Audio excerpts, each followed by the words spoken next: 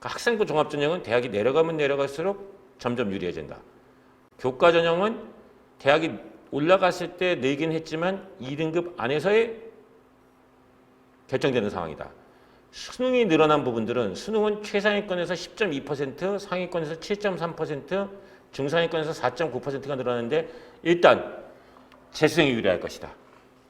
2번, 그동안에도 모의고사 성적이 잘 나오던 학업적 준비가 많이 되어 있는 것이 유리할 것이다. 수능은 탐구 능력을 보지 않아요. 수능은 반복적 문제풀이를 꾸준하게 얼마나 했는지를 원해요. 언제요? 초등학교 때. 초등학교 때 과연 이만큼 학원에 보내서 저렇게 문제풀이를 시키는 것이 옳은 일인가에 대해서 고민을 하는 순간 수능 전형에서는 밀리는 거예요. 수능이 이러니까 수능식으로 선발하는 것이 타당하냐에 대한 문제는 이 논쟁이 돼야 되는 거예요. 고등학교에서 반복적 문제풀이를 통해서 학습 시간을 늘려가는 것들은 1년, 2년인데 이 앞에서 태도를 쌓는 게 3년, 4년이라고요. 보셨지 않았습니까? 편의점에서 무거운 가방을 들고 사발면 하나 먹고 A 학원에서 B 학원으로 옮겨 다니던 이 학생은 책을 읽지 않아요. 이 학생은 동아리 활동을 하지 않아요.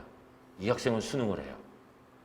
이 학생과 붙기 때문에 소위 말하는 8개 지역 바깥에서는 수능 전형이 유리하지 않았던 거예요. 그리고 심지어는 그 지역에서조차도 재수생이 70%가 붙었던 거예요. 그러니까 수능 전형이 늘어났던 것은 어떻게 되어지냐? 적어도 지금까지 입시 준비를 하던 학생들의 분포도를 바꿔버리게 되는 형향이 나오게 된다. 이렇게 보셔야 될 것 같아요. 저는 그래서 2, 3년 정도를 지나고 나면 정권도 바뀌고 이 후유증에 대해서 다시 논쟁이 벌어지면 2025부터는 다시 수능 전형 비중이 줄어들 거라고 보고 있어요. 2024까지는 이렇게 됐는데 2028년도에 입시가 다시 완벽하게 개편되는 거 이전에 사전적으로 2025부터 대학 자율에 맡기면서 수능 비율이 줄어드는 형태로 가면서 안착을 하려는 시도를 하게 되지 않을까라고 봐서 결과적으로는 수능 40% 전형이라고 하는 것은 2022, 2023, 2024 3개년의 학생들한테만 적용이 될 것이다. 이렇게 봅니다. 2024가 현 중3입니다. 가장 학령 인구가 낮고 수능 비중이 가장 높을 때입니다. 바꿔 말하면 2025에는 수험생이 늘어나면서 수능 비중이 줄어들 수가 있거든요. 그러니까 2024에 마지막 수능을 준비해야 되는 세대가 될 것이다. 이렇게 보고 있습니다. 제 아들이 2024전형 현재 중3입니다. 학생이 이렇게 줄어듭니다.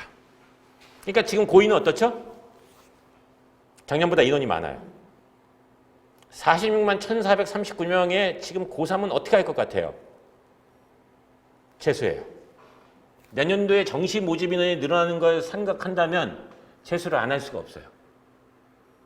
그렇게 되면 지금 2022 47만 명은 어떻게 되는 거죠? 50만 명이라고 봐야 돼요. 그러니까 학령 인구가 지금 고3 때 잠깐 줄었다가 다시 지금 대학교 1학년 정도 수준까지 올라왔다가 다시 떨어지게 된다는 얘기가 나와요. 그러니까 지금 고2는 고2 때 공부를 했었어요. 그리고 고2 때 한 4개월을 놀았어요.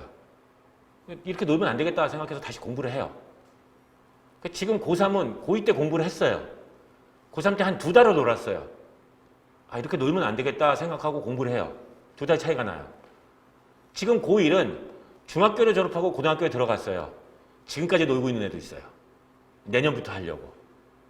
그러니까 지금 고2의 입장에서 놓고 보면 고1하고 수능 전형으로 붙으면 경쟁력이 있어요.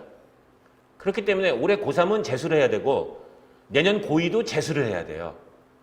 그럼 그 다음 연도에 고1은 수능이 늘었다는데 저한테 혜택이 하나도 없었어요. 학종만 줄어든 거고 교과는 우리가 갈 수 있는 것이 아니었고 입시가 되게 이상하게 된 것 같아요. 라고 얘기를 하게 되는 상황이 오게 되는 겁니다. 그렇게 생각을 하면 지금 고2는 무슨 생각을 해야 되냐 하면 길게 봐야 돼요. 길게 봐서 기초공사가 튼튼하게 돼야 된다는 얘기예요. 극단적으로 말씀드리면 탐구 과목 뭘 선택해야 돼요? 내후년에 생각하세요. 지금은 국수의 빌드업이 되는 것이 굉장히 중요해요. 영어 등급 간의 감점 차이가 난다면서요? 내후년에 생각하세요. 지금은 국수의 빌드업이 돼야 돼요. 만약에 내가 정시로 간다. 정시로 내가 경희대를 갔다고 치자고요. 내후년도에는 정시인원이 조금 더 늘어나요. 40%를 아직 못 채운 대학들이 있어요. 서울대학교가 못 채웠고 중앙대학교가 못 채웠어요. 예체능으로 채울 것 같긴 하지만 어쨌든 이화여대도 아직 40%를 못 채웠어요. 정시인원이 조금 더 늘어나요. 학령 인구도 심지어는 16,000명 정도 더 줄어들어요. 그렇게 되면